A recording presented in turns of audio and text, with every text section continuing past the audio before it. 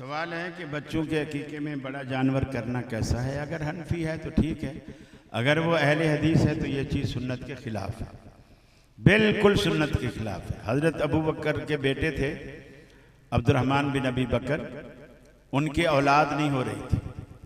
आखिर शादी के कई साल बाद अल्लाह ने बेटा दिया तो उन्होंने खुश होकर के कहा कि मैं तो अपने बेटे के अकीके में ऊँट ज़िबा करूँगा, ऊँट ज़िबा करूँगा। हज़रत आयशा सिद्दीक़ा रज़ियल्लाहु ताला अन्हा ने फरमाया, मैं तुझे कभी ऊँट ज़िबा नहीं करने दूंगी, वही करो जो रसूलुल्लाह सल्लल्लाहु अलैहि वसल्लम ने किया है। लड़के की तरफ से एक बकरा या बकरी, लड़के की तरफ से 2 बकरे या बकरियां, और लड़की की तरफ से 1 बकरा या 1 बकरी। और अगर कोई गरीब आदमी हो, पैसे ना हो, तो लड़के की तरफ से भी वो 1 कर सकता है। सुन्नत यही है, बड़ा जानवर जो करेगा वो हिस्से करेगा, 10-12 बच्चे इकट्ठे करेगा, 7 बच्चे कम से कम इकट्ठे करेगा, और फिर 7 बच्चों का इकट्ठा अकीका करेगा। जबकि अकीके के लिए जान की शर्त है। गाय भले बड़ी है, जान उसकी एक है, वो एक ही जान है। तो आप, हाँ, कुर्बानी में शरीयत ने जान की शर्त नहीं रखी, वहां हिस्सा चल जाएगा, लेकिन अकीके में हिस्सा नहीं चलेगा। जज़ाकुमुल्लाह। किस्मत में जो लिखा हो वही मिलता है, तो क्या खुदकुशी करने वाले की किस्मत में खुदकुशी लिखी थी? पहली बात तो यह है कि तकदीर में हमारे ये नहीं लिखा कि ये खुदकुशी करे, ये नहीं लिखा। और ना तकदीर में ये लिखा है कि ये रेलगाड़ी की पटरी पे जाकर लेटे और इसके ऊपर से खैबर मेल गुजर जाए, ये नहीं लिखा। तकदीर में अल्लाह ने अपना इल्म लिखा है कि ये ऐसा करेगा। अल्लाह ने ये नहीं कहा ये ऐसा करे, अल्लाह ने खबर दी, हुक्म नहीं दिया। ये ऐसा करेगा, रेलगाड़ी की पटरी पे लेटेगा, रेलगाड़ी आएगी, ऊपर से गुजर जाएगी, इसके धड़ के 4 टुकड़े हो जाएंगे। ये अल्लाह ने खबर दी, ये उसका इल्म है कि चीज के होने से पहले उसे पता चल जाता है। जैसे ये आज आपके जलसे की तकदीर में ये भी लिखा था कि इतना घंटा बिजली जाएगी, जनरेटर भी इनको नहीं मिलेगा, इतनी देर तक अंधेरा रहेगा। तकदीर में ये नहीं लिखा कि अंधेरा रहे, अंधेरा रहेगा, खबर है। ये अल्लाह का इल्म है और अल्लाह का इल्म सही है। बाकी खुदकुशी करने वाला, उसको तो अल्लाह ने नहीं बताया ना कि मैंने तेरी तकदीर में खुदकुशी लिखी है, लिहाजा जाके नहर में डूब जा। वो तो अपनी मर्जी से जा रहा है ना। जब उसको रिश्ता नहीं मिलता फिर अब्बा से कहता है, अच्छा फिर ऐसे तो ऐसा से, अगर चाचा की बेटी से शादी नहीं कराते ना, मेरी फिर लाश ही देखेगा। तो वो तो अपनी मर्जी से जा रहा है ना। अहले हदीस एक मजहब है या फिरका है? आप कह सकते हैं मजहब भी और आप फिरका भी कह सकते हैं, इसलिए कि रसूल अकरम सल्लल्लाहु अलैहि वसल्लम ने जिन 73 फिरकों का नाम लेकर के कहा कि 73 फिरके मेरी उम्मत में बनेंगे, व तफ्तरिक उम्मती अला 73 मिल्लतन, मेरी उम्मत के 73 फिरके बनेंगे, कुल्लुहुम फिन्नार, सारे दोज़ख में जाएंगे, इल्ला मिल्लतम वाहिदा, उन 73 में से एक फिरका जन्नत में जाएगा।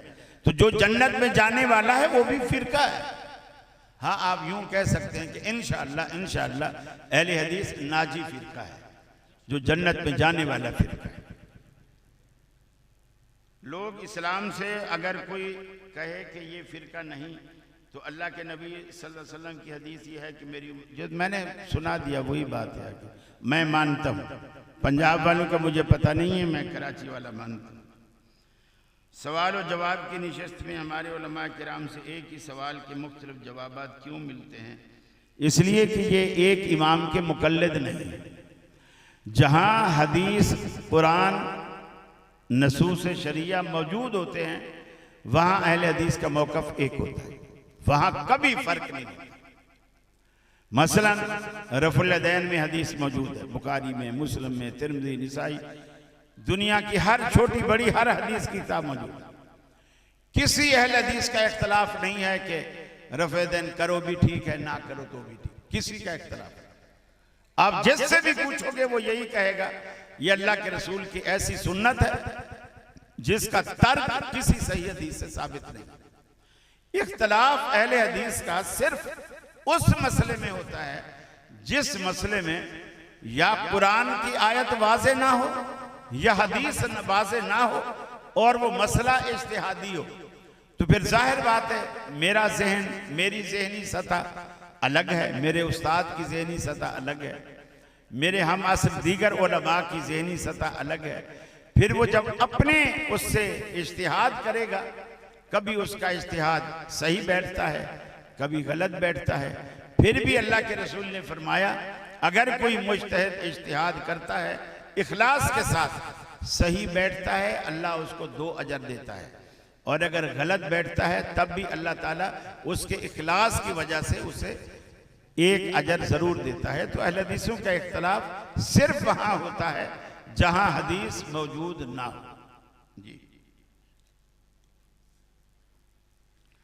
असल में जो मुकल्लिद होते हैं ना, वो 50 भी होंगे तो उनका 1 वोट होगा, जो इमाम का वोट होगा वही सबका वोट होगा। अब ये जो हैं गैर मुकल्लिद, ये 50 भी हैं तो इनके 50 वोट ज़हन में रखें। यहाँ कोई इमरान खान को डालेगा तो कोई नवाज शरीफ को डाले आएगा, ये अलग मामला है। ये इनके वोट ही अलग है, क्योंकि ज़हन हर बंदे का अलग काम करता है। जहां कुरान और सुन्नत आ जाए फिर ये अपनी अकली घोड़े दौड़ाना छोड़ देते हैं। सूद की कमाई जो कमा कर किसी मुलाजिम को दी जाए, क्या वो हराम है? देखिए, मुलाजिम अपनी मुलाजमत की जो है वो मजदूरी ले रहा है। अब सेठ ने कहाँ से कमाया, मुलाजिम को इसका ना कुरेदना चाहिए ना पता लगाना चाहिए। उसके लिए उसकी मेहनत की कमाई है, वो हलाल। वल्लाहु अअलम बिस्सवाब। नमाज में दरूद शरीफ के बाद मादरी जुबान में दुआएं मांग सकते हैं? हरगिज़ नहीं। आप तो मादरी जुबान में कह रहा हूं, मैं कह रहा हूं कोई मदीना यूनिवर्सिटी के लड़के अगर अरबी जुबान में भी उसको बना के अरबी बना के उसको दुआएं पढ़ें तो भी नमाज नहीं।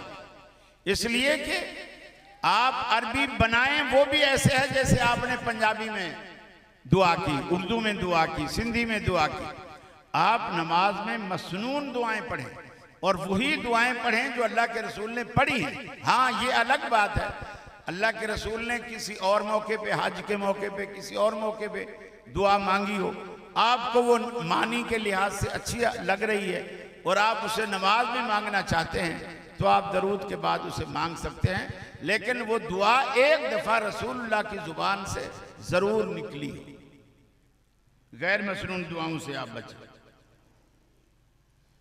इनकी कोई हद भी रखो, मेरे बाद जलसा भी है अभी। हाँ, क्या आपकी हदीस से हाथ छोड़कर नमाज पढ़ना जायज़ है? आपकी हदीस से? मेरी तो कोई हदीस आई नहीं। हदीसें तो अल्लाह के रसूल की होती और उसमें हाथ छोड़कर कहीं है ही नहीं। अगर होता तो अहले हदीस भी हाथ छोड़ते। सलाम यार सारे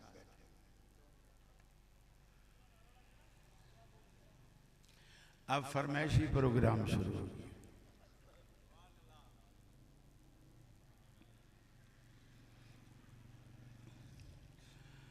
परवरदिगार आलम सुन ले दुआ हमारी, दुनिया में आज रख ले शर्मो हया हमारी। परवरदिगार आलम सुन ले दुआ हमारी, इस्लाम का सिपाही या रब हमें बना दे, इस्लाम का सिपाही या रब हमें बना दे। कर ले कबूल या रब ये इल्तिजा हमारी। परवरदिगार आलम सुन ले दुआ हमारी, तालीम दी कशैदा हो जाए हर मुसलमान, तालीम दी कशैदा हो जाए हर मुसलमान। तुझसे सदा रही है ये इल्तिजा हमारी, परवरदिगार आलम सुन ले दुआ हमारी।